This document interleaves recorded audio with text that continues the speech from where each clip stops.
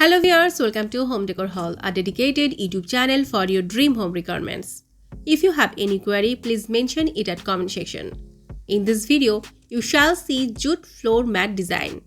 For more ideas, please click I button link above the video screen. I think the biggest drawback to any jute rug is the shading.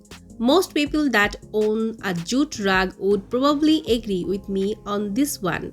However, it really has not really been a huge issue with our rug.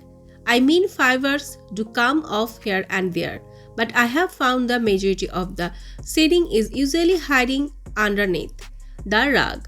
Thankfully, it's super easy to clean up, but it's definitely something to be aware of before you purchase a jute rug.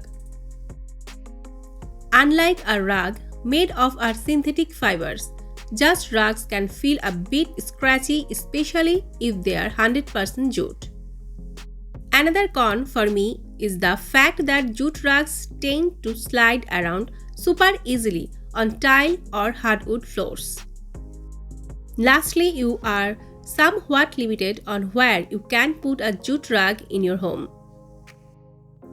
They are meant to absorb water, so I don't use one in the bathroom or even the kitchen.